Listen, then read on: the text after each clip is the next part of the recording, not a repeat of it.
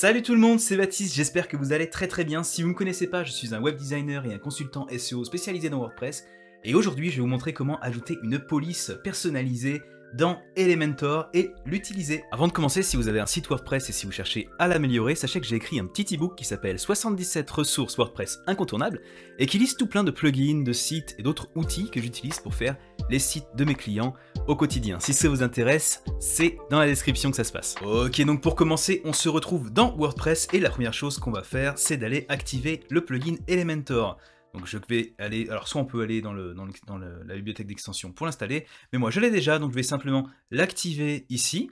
Ensuite, le deuxième plugin dont on va avoir besoin aujourd'hui, c'est le plugin qui s'appelle Custom Fonts, que j'active également, et qui pareil est un plugin gratuit qu'on peut trouver via le bouton ajouter dans la section des extensions de WordPress.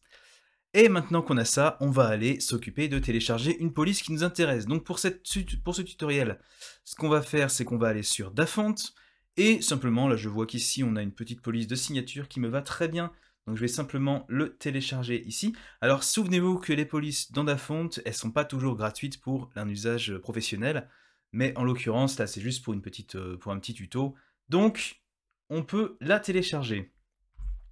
Donc je vais la télécharger, je vais la mettre dans mon dossier, donc dans des démonstrations et la police Elementor enregistrée. Maintenant, je vais faire afficher dans le dossier, je vais extraire tout ça ici, et on va aller regarder qu'est-ce qu'on a. Alors ici, on a un fichier TTF. Le problème, c'est que les fichiers TTF, on va pas pouvoir trop les utiliser sur Internet, donc ce que je vais faire, c'est que je vais aller faire TTF, tout WOFF2, et je vais utiliser un convertisseur en ligne. Donc celui-là, c'est un convertisseur que j'aime beaucoup, que j'utilise sans arrêt, et que je recommande d'ailleurs dans mon e-book sur les outils de WordPress. Donc on va prendre celui-là, on va le faire glisser, et on va lui dire, vas-y, convertis. Donc là, il est en train de convertir, maintenant je n'ai plus qu'à télécharger ça. Et vous voyez qu'au passage, ça fait quand même 27 kg. Donc pensez toujours, quand vous utilisez des polices personnalisées comme ça sur votre site, d'ailleurs des polices tout court, moins il y a de polices sur un site internet, mieux c'est. Même d'ailleurs en termes de design, hein, un site qui aurait trop de design de polices différentes, ça n'ira pas, ce sera moche, ce sera amateur. Donc nous on veut limiter ça. Donc je retourne ici, je l'enregistre au bon endroit, et on va maintenant pouvoir l'utiliser dans le site. On retourne donc dans notre site WordPress et on va aller ajouter une page. Là-dedans, cette page, on va l'appeler Test Police Elementor. Je vais la publier, et je vais la modifier avec Elementor. Alors, je m'occupe pas de tout ce qui est thème et tout. Alors là, on a un vieux header tout moche à cause de mon thème. On s'en fiche, on va ignorer ça. On va simplement, pour l'instant, mettre une section, et dans cette section, on va mettre un titre. Mais d'abord, il va falloir qu'on aille revenir à l'éditeur de WordPress, qu'on aille dans le plugin de police qu'on a téléchargé tout à l'heure. Alors, voyons voir. C'était dans Réglages, dans Outils, ou dans Apparence, Custom Fonts. Et là, on va installer une nouvelle police. Alors, comment on a dit qu'elle s'appelait? Diamond. Donc, on va l'appeler Diamond. Police de secours, on va mettre Arial. Donc, si ça marche pas, on mettra une police Arial. Et on va laisser tout le reste tranquillement, on va la mettre en 400, et on va téléverser le WOFF2 ici. Hop, il faut que j'annule.